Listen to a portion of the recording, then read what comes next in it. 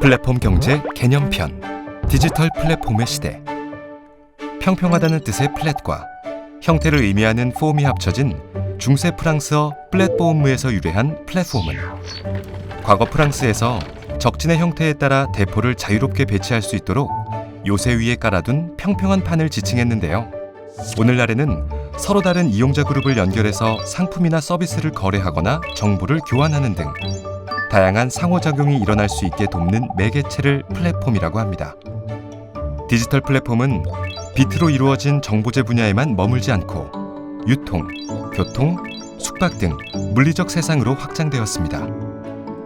따라서 초기에 음악이나 영화 콘텐츠 관련 플랫폼이 강세를 보인 것과 달리 최근에는 우리의 일상생활에서 매일 이루어지는 검색, 쇼핑, 소셜 네트워킹 등 대부분의 활동이 구글, 아마존, 페이스북, 배달의 민족, 카카오톡 등 다양한 플랫폼을 통해 수행되고 있습니다.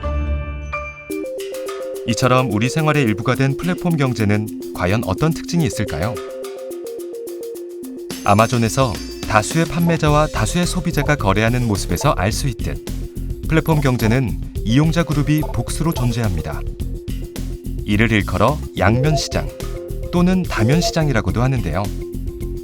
이러한 특징으로 인해 플랫폼 경제에는 거래 상대방이 많을수록 효용이 증가하는 간접 네트워크 효과가 발생합니다. 예컨대 판매자는 더 많은 소비자들이 방문하는 플랫폼에서 활동하고 싶을 것이고 소비자들 역시 더 많은 판매자들이 있는 플랫폼을 선호할 것입니다. 또한 카카오톡, 라인, 왓츠앱 등과 같은 모바일 메신저의 경우 초기에는 유료 문자 메시지에 비해 무료라는 장점이 부각되어 가입자가 늘었지만 이후에는 문자 메시지 비용 부담이 없는 사람들도 주변 사람들이 많이 사용한다는 이유로 모바일 메신저를 사용하게 되었습니다. 이처럼 플랫폼은 이용자 규모가 매우 중요한데요. 이용자들이 좀 더 많은 거래 상대방이 있는 플랫폼으로 집중하면서 시장 쏠림 현상이 나타나면 자연 독점적 성격을 가지는 거대 플랫폼이 탄생하게 됩니다.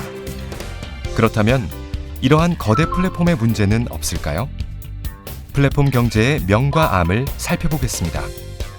플랫폼은 검색과 매칭 기술을 통해 이용자들의 거래 비용을 절감하고 시장 진입 비용을 낮춤으로써 더 많은 사람들이 시장에 참여하도록 촉진하며 늘어난 거래량을 통해 데이터를 축적하여 개인들에게 맞춤형 서비스를 제공하게 됩니다.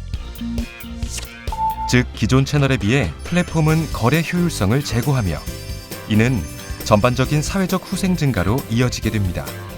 그러나 플랫폼이 기존 산업과 갈등을 겪는 경우도 많이 관찰되는데요.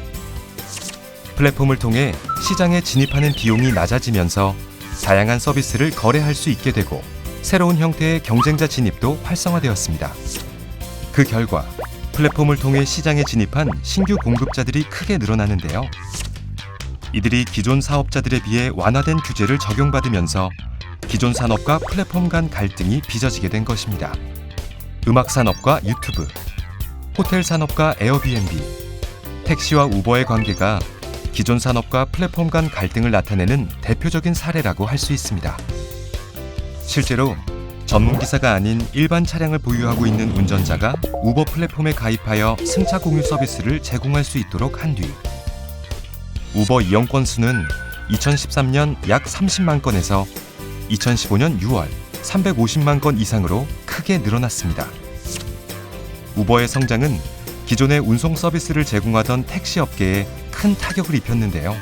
그렇다면 기존 산업과 플랫폼 경제의 공생은 불가능한 것일까요? 주요 국가의 우버에 대한 대응 사례를 통해 확인하세요.